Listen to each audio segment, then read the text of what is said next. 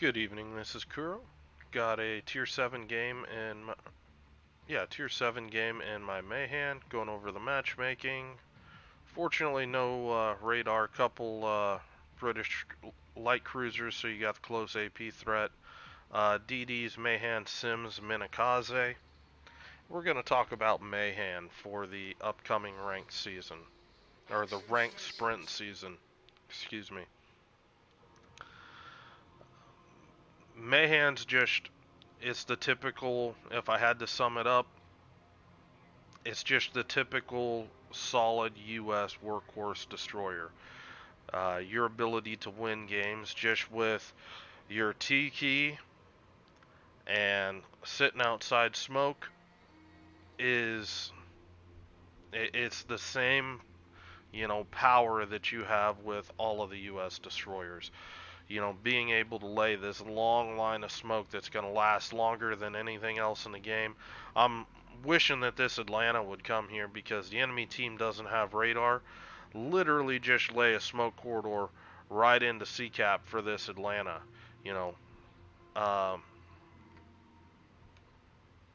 just basically let him push right in here. He can radar everything around the cap, farm it, and life will be good. Unfortunately, he seems like he's just loading into battle right now. Um, so right off the bat, that is your best asset in any U.S. destroyer. There's a reason why they're brought so frequently in competitive battles. We can already see smoke up here by the enemy. Um, Other things in particular about Mahan, torpedoes. You got 12 torpedoes.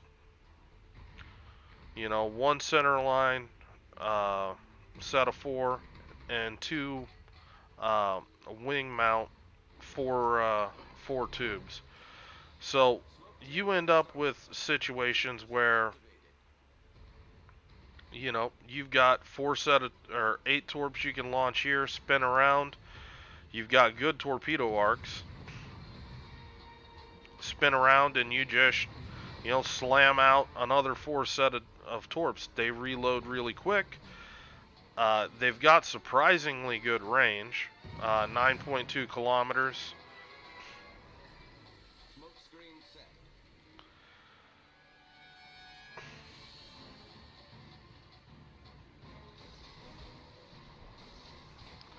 Throwing those torpedoes out.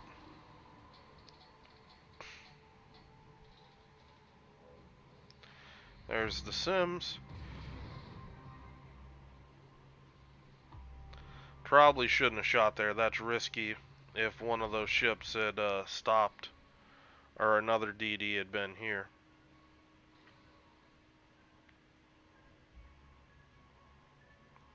He's got the old Sim C mines. And the thing with Mahan, you've got all of the tribals. You have so many DDs that they've got 8-kilometer torps. They're going to struggle to do what I just did.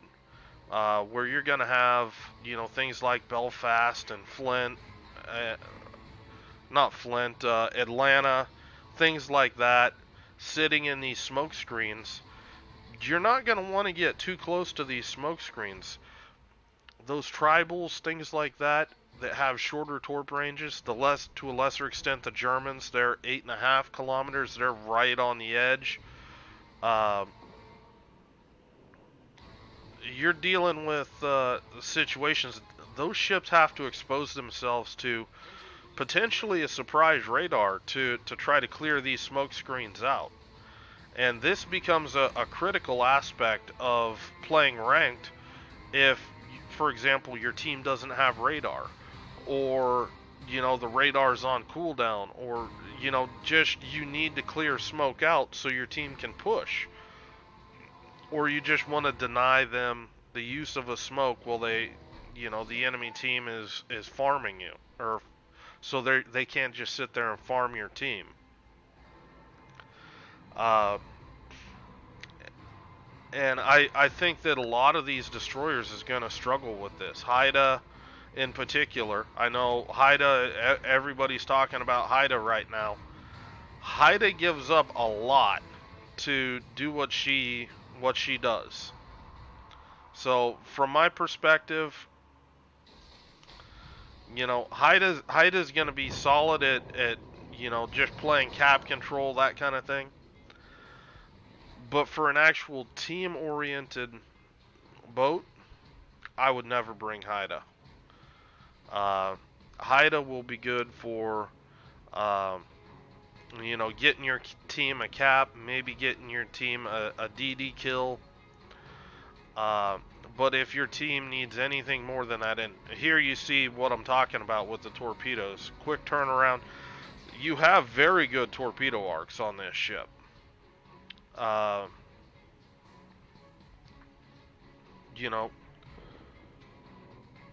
I don't have torpedo armament expertise. Again, you can see uh, pretty quick torpedo reload for as many torpedoes that's coming out. And again, 9.2 kilometer range. That's very good for this tier. Uh, now here's the other thing. I would amend my build for the rank sprint and probably run. Actually, no, I wouldn't. I wouldn't. I'd still run superintendent. Uh, but B-hole Mahan with basic firing training, I believe has the best DPM out of all of the DDs,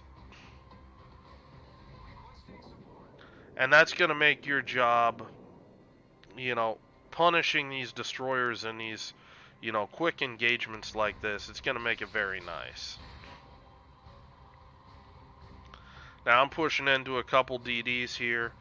Uh, I'm trying to use islands to try to make sure that I get one-on-ones and that I'm not going to bite off more than I can chew.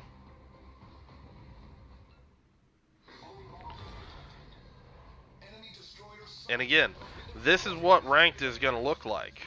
You're going to have smoke all over the place. It's going to be chaos. And then in the middle of this, you're going to have, Belfast radars, uh, you know, Atlantas and stuff like that popping up. Uh, don't knock U.S. destroyer AP. I wish to hell somebody would buff the armor on Emerald. That's just embarrassing that a destroyer from 6 kilometers away is just shaves off that much of a cruiser's HP just that quickly. Make sure I don't eat torps.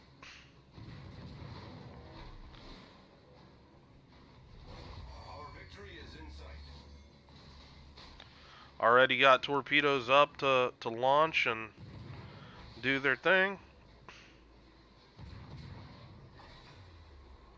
Engine boost deactivated.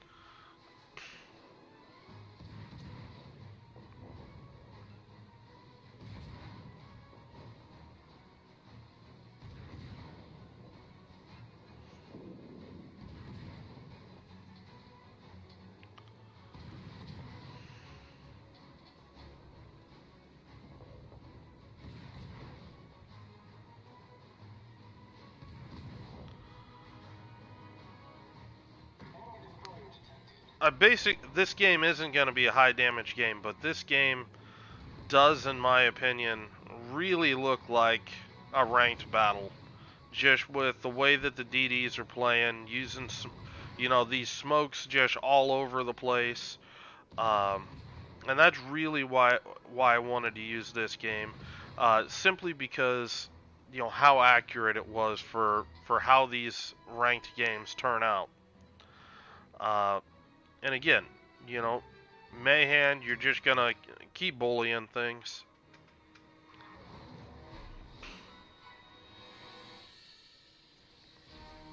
Just gonna keep pushing up here. I mean, this game's pretty much over.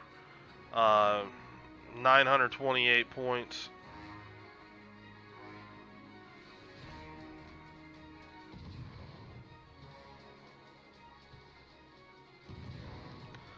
And at this point, I'm just farming damage. I've already done what I've needed to do to guarantee the effectiveness or the win for the team just by driving these enemy destroyers out of the cap. And a lot of that came down with the torpedoes being able to effectively clear destroyers out of smoke screens.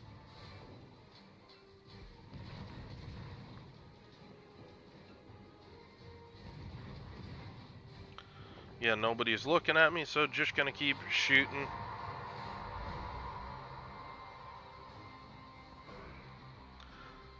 So just to sum up the Mahan, I think that she really is a balanced destroyer. The buff got her down to 6.7 kilometer concealment. That looks really strong when you consider the torpedo firepower that you bring to bear. Uh, Most destroyers are launching 10 torpedoes. You're bringing 12 to the table with a quick reload, with longer than average uh, range as well.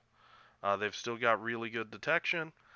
Plus, with 5 guns, if you run basic firing training and adrenaline rush, you're going to be very punishing to any destroyers picking a fight with you. Uh,